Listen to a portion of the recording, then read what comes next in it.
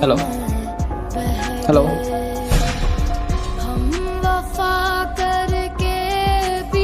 আরে তুই আমার রুমে কি করছিস?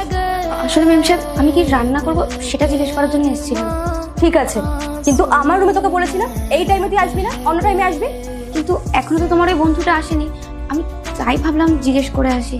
কেউ আসুক বা না আসুক সেটা আমার ব্যক্তিগত ব্যাপার, আর তুই এই রুমে আসার আগে না আমার পারমিশন নিয়ে ঢুকবি, পারমিশন ছাড়া ঢুকবি না। আমি তো তোমার ভালোর জন্যই জিজ্ঞাসা করতে এসেছিলাম যে তুমি কি খাবে। কি ব্যাপার, কাজে মেয়ে এখানে কি করছে? কিছুই না। আর তুমি, তোমার জন্য কখন থেকে আমি ওয়েট করছি বলো তো? ওয়েট করতে করতে ঘুমিয়ে পড়েছিলাম। আরে এবি আর বলো না, অফিসে কাজের প্রেশারটা এত বেশি ছিল না, আজকে একটু লেট হয়ে গেল।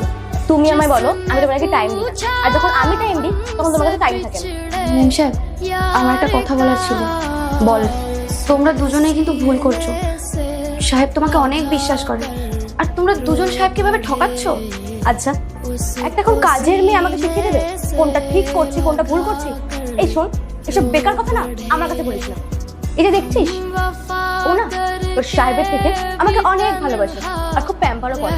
ও তোর সাহেবকে আমার লাগবে না, ও থাকলেই হলো। আজকের পর থেকে না এই বাড়িতে কাজে আসবে। বেরো, বেরো যা করি। ঠিক আছে, চলে যাচ্ছি। আল্লাহর নাম করে আপনাদের কসম দেব না, আপনাদের মন থেকে যদি ছবিটা ভালো লেগে থাকে তাহলে আমাদের চ্যানেলটা অবশ্যই সাবস্ক্রাইব করবেন এবং আমাদের ভিডিওটা লাইক করবেন।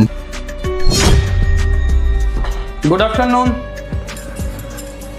আরে বুবুল, তুমি এখানে কি করছো? আর তুমি কখন এলে? আমার বাড়ি, আমি কখন আসবো আবার জিজ্ঞাসা করে আসতে হবে? এটাকে ওটা আমার কাজিন হয়। কাজিন? ঠিক আছে, এটা তোমার কোন কাজিন যাকে আমি আজ পর্যন্ত দেখিনি? না মানে ওই চুপ। দেখ ভাই, তুই কোন কাজিন কি সেটা আমি খুব ভালো করেই জেনে গেছি। এখন তো ওকে আর আমি আমার সঙ্গে রাখবো না। এখন তুই বল, তাই ওকে সঙ্গে? আরে না না, ওকে আমি আমার সাথে কেন রাখবো? তুই রাখবি নি, তো কোথায় যাবে? আমি কি জানবো কোথায় থাকবে? এমনিতে তো ওই আমাকে টাকা দিত, নিজের খরচা চালাতে পারি না, ওর খরচা কি করে চালাবো? তো তুই ওর দায়িত্ব নিবি না, তো ও কি এখন রোডে থাকবে? আমি কি করে জানবো রোডে থাকবে না কোথায় থাকবে? আমি কি এখানে আসতে চাইতাম না? ও তো আমাকে জোর করে আসবো, আর এখানে আমি কোনোদিনও আসবো না। তারপর তোমার আশিক তো পালালো, এখন তোমার কি হবে? বুবুল